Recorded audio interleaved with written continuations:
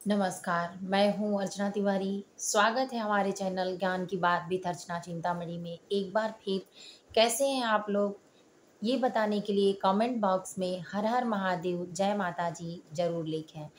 जय महालक्ष्मी।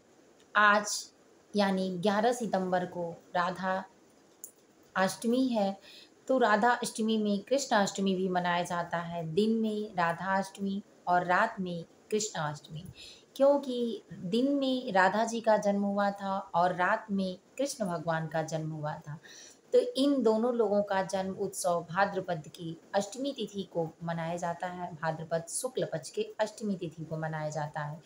लेकिन इससे भी बस विशेष और बड़ी बातें ये हैं कि आज एक नए ज्ञान के साथ उपस्थित हूँ। उम्मीद है कि अगर आपको पसंद आए वीडियो तो लाइक करना बिल्कुल ना भूलिए। चैनल को आप नए हैं तो सब्सक्राइब ज़रूर कर लीजिए, क्योंकि आने वाला हर नया नोटिफिकेशन आपको पहले मिल जाए, इसके लिए चैनल को सब्सक्राइब करना बिल्कुल मत भूलिए। चलिए, आज आपको हम बताने वाले हैं कि महालक्ष्मी की जो व्रत पूजा होती है, विधि होती है, नियम होता है, क्या होता है और ये व्रत करने से क्या होता है, इसके लाभ क्या होते हैं। तो चलिए जानते हैं। सबसे पहले क्या करेंगे कि आप विधि को जानेंगे कि विधि कैसे की जाएगी। तो विधि में आप जिस जगह पे माता की चौकी रखनी है, जिसको भी व्रत का उपवास करना है या जैसे भी नियम है, संपूर्ण नियम आपको एक-एक छोटी से लेके बड़ी बात तक पता चलेगी।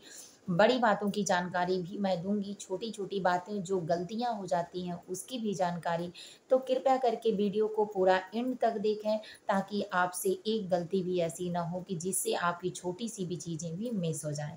और इससे बड़ी बात ये है कि आप इस व्रत को करते हैं तो लाभ क्या होता है और नहीं करते हैं तो लाभ क्या होता है। अगर 16 दिन का व्रत उपवास आप नहीं कर सकते हो तो किस विधि के द्वारा माता लक्ष्मी की कृपा प्राप्त कर सकते हैं। बेहद विशेष, साधारण, अचूक उपाय है कि जो आप कम बजट में भी बहुत अच्छे से कर सकते हैं। तो ऐसे ही सारे उपायों को जानने के लिए चैनल को एंड तक ज़रूर देखिए, चैनल में बने रहिए। चलिए शुरू करते हैं। सबसे पहले कि जिस जगह माता की चौकी लगानी है, उसी जगह पे आप गंगा जल का छिड़काव करें, फिर माता की चौकी रखें, यानी जिस पे आपको पीढ़े पे रखना है, चौकी पे रखना है, जहाँ भी उनका स्थान देना आपकी सुरक्षा अनुसार, स्वेच्छा अनुसार, आपके घर में जो व्यवस्था हो उसके अनुसार आपको चौकी लगानी है। उसके बाद स्वच्छ वस्त्र बिछाकर माता जी को, यानी गज लक्ष्मी जो होती हैं, दोनों तरफ हाथियों वाले सूंड होते हैं, उनको स्थापित करना है। स्वच्छ चुनरी वस्त्र जो उनके होते हैं उनको ऊपर से ओढ़ाना है। केला, अगर केले का पत्ता आपको मिल जाए तो अति उत्तम होगा। इसके लिए केले का पत्ता लेकर आपको चौकी के बगल दोनों साइड से यूँ करके लगा देना है। अगर नहीं मिलता है तो कोई बात नहीं, आम का पल्लव, अशोक के पल्लवों का भी इस्तेमाल कर सकते हैं, जो पंच पल्लव होते हैं वो। वो चारों तरफ चौकी के आप सजाएँ, अच्छे से स्वच्छता पूर्वक मंडप बनाएँ। मंडप बनाने के बाद आपको रोली, अच्छत, सिंदूर, ये सारी चीज़ें जो पूजन की सामग्री होती है उसको एक प्लेट में रखें। कलश रखें और कलश में पंच पल्लव, 1 सुपारी, 1 रुपए या मन्नी सिक्का कोई, अगर चांदी का सिक्का डालें तो अति उत्तम है, अगर नहीं है तो जो है आपके पास व्यवस्था अनुसार उसमें डालें। उ उन वरुण देवता को, यानी जो कलश होते हैं उनको वरुण देवता बोला जाता है, और जो चंद्रमा होते हैं उनको ज्योति जो जलती है वो चंद्र देवता होते हैं, तो वो ज्योति होती है। तो कटोरी में चावल रखें, कलश के ऊपर पंच पल्लव और सुपारी और सिक्का डालने के बाद जल में, वरुण देवता में रख कर उन पे जल, जो दीपक जलता है प्रज्वलित होने के लिए ऊपर रखें, क्योंकि आपके पूजा का साक्षी दीपक ही होगा।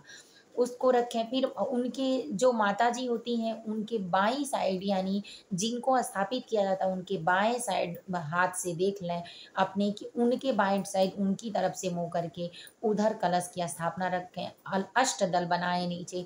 अष्टदल बनाने के लिए आप चावल रखकर उसमें 4 लाइनें खींचें और ऊपर से एक-एक लाइन खींच दें। अष्टदल यानी 8 लाइनों वाला अष्टदल हो जाएगा।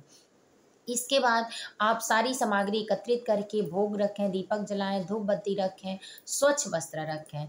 लेकिन सबसे ज़्यादा ज़रूरी है कि आपको विशेष जानकारी जैसे पूजन किया जाता है, सारी चीज़ों की व्यवस्था मैंने आपको बताई कि ये सारी चीज़ें शामिल करें और रखें। लेकिन विशेष चीज़ क्या है महालक्ष्मी के पूजन में कि आप ये 16 दिन का व्रत होता है और इस व्रत की विधि ये होती है कि आप जो भी चीज़ें उसमें इस्तेमाल करते हैं यानी माता जी को अर्पित करते हैं, सारी चीज़ें 16 होनी चाहिए। सबसे पहले पहला नियम है कि आप रक्षा सूत का जो कलावा आता है या रेड कोई रेशम का धागा आता है, जो लाल और पीले में हो, दोनों को एकत्रित करके 16 गाँठें माता लक्ष्मी के नाम से मंत्र जाप करके ओम श्रीं क्लीं ह्रीं महालक्ष्मी नमः ये जाप करें या तो ओम श्रीं क्लीं कमले कमलालले नमः ये मंत्र जाप करें या महालक्ष्मी नमो नमः जो आपको आसान साधारण विधि द्वारा मतलब जो आप सही तरीके से बोल पाएँ उसके द्वारा आप 16 बार इस बात को बोलें और 16 गाँठें उस धागे में धागा तोड़ें और लगाएँ। धागा बिल्कुल घटना नहीं चाहिए। अब मैं आपको बताऊँगी कि जिस तरह से ये ब्लैक धागे में गाँठें लगी हैं, ऐसे ही गोल-गोल बिल्कुल उस धागे में गाँठें होनी चाहिए। 16 धागे माता के चरणों में अर्पित करें।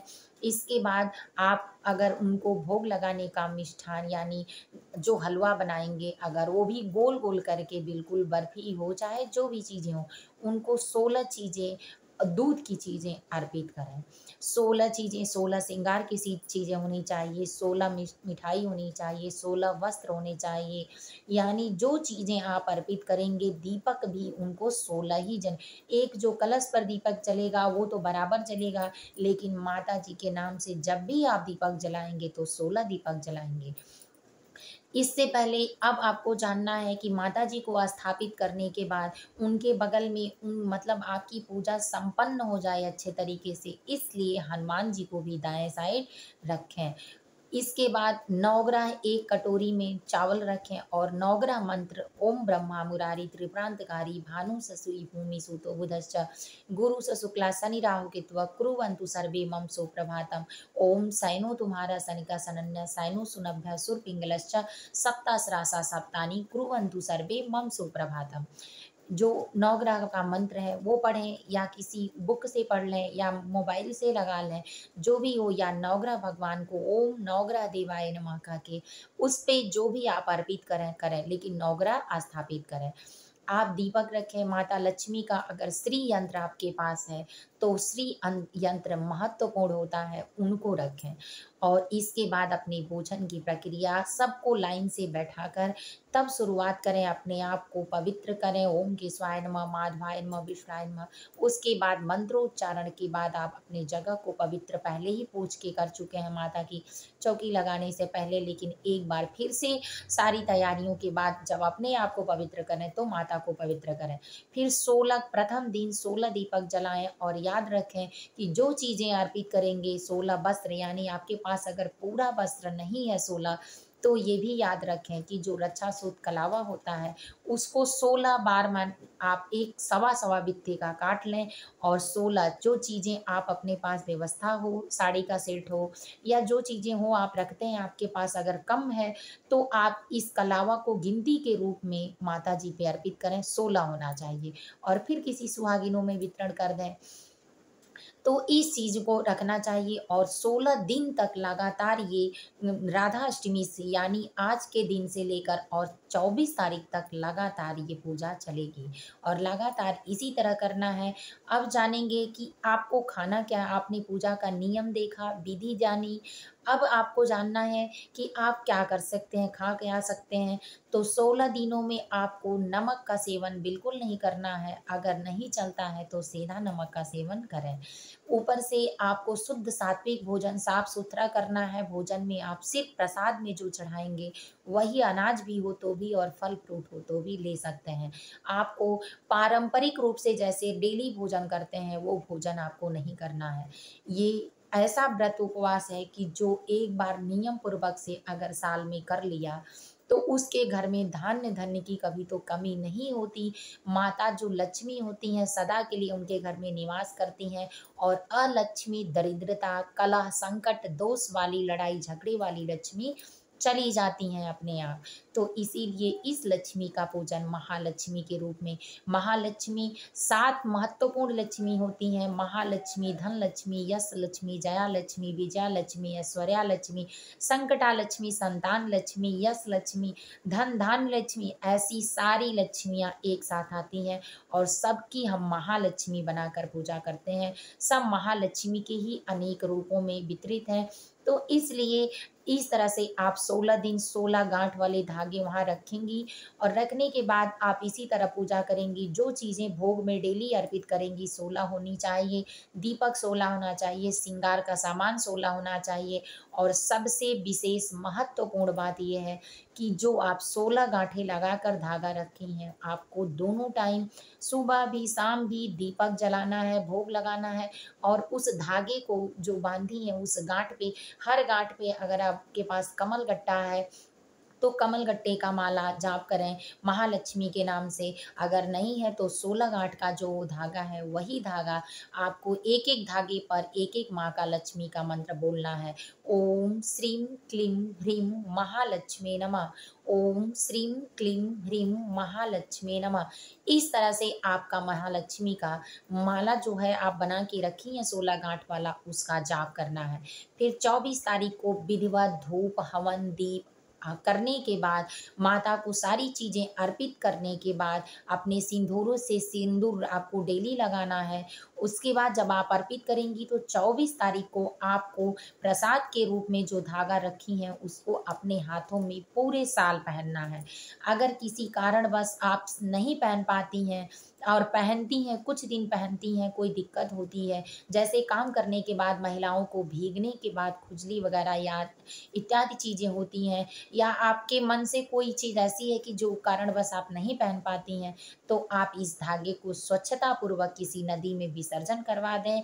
अच्छे से या तो अपने पास अपनी तिजोरी में इसको रेड कपड़े में करके बाँध के सिक्का और जो सुपारी उसमें चढ़ा हुआ है कलश में उसको और ये माला उसमें रख लें। कभी धन धान्य की कमी नहीं होगी और ये व्रत करने का विशेष नियम यही है कि आप इसी प्रकार से करें और 16 दिनों तक आप अपने बिस्तर पर पति के साथ संबंध में या किसी अन्य चुगली में, झूठ बोलने में न रहें। बिल्कुल शुद्ध सात्विक तरीके से निभाएँ। बिस्तर पे आप अगर अकेले साफ-सुथरा सोती हैं तो ठीक है, वरना इस चीज़ को तो बिल्कुल अवॉइड करें कि आपको ज़मीन पे ही लेटकर माता लक्ष्मी का स्वागत करना है। तो शुद्ध सात्विक भोजन के साथ आप अपना बिस्तर भी ज़मीन पर लगा सकती हैं। अगर नहीं हो सकता है तो आप जहाँ भी सोएँ शुद्ध ही बिस्तर पे अकेले ही सोएँ, वही अच्छा होगा। अगर आपकी मजबूरी है, बाल-बच्चे भी साथ हैं तो बच्चों के लिए हर प्रकार से भगवान माफ़ करते हैं। अपने मन से माता लक्ष्मी के प्रति समर्पित होकर 16 दिनों तक ये अच्छे से आप पूजा करके देखें, भाग्य चमक जाएगा और लाभ ही लाभ आपको प्रदान होगा। आर्थिक तंगी कभी आपके किनारे नहीं आएगी। सेवा का हर मार्ग खुला रहेगा। जहाँ लक्ष्मी आती हैं, वहाँ सरस्वती, रिद्धि-सिद्धि सबका निवास होता है और जहाँ ये लोग रहती हैं, वहाँ कभी कोई बुराई या दोष, बीमारी, संकट कुछ नहीं होता है। तो इसलिए आप इस नियम से अगर पूजा करती हैं महालक्ष्मी की तो निश्चित रूप से सफल होगा।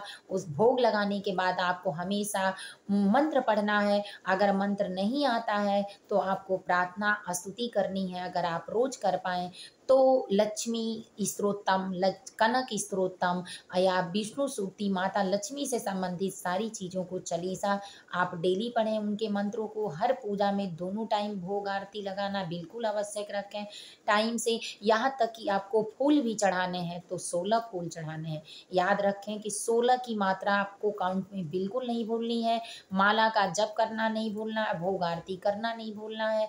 जो चीज़ें आप अर्पित करेंगी 16 ही करेंगी। इन सारी चीज़ों का विशेष रूप से ध्यान रखें। माता लक्ष्मी की कृपा आप पे ज़रूर बरसेगी। उम्मीद है कि वीडियो आपको अगर पसंद आया है तो चैनल को लाइक कर लें, सब्सक्राइब कर लें, शेयर करना बिल्कुल ना भूलें। हर एक की भलाई में ही हमारी भलाई है। जय माता जी, जय महालक्ष्मी, हर हर महादेव।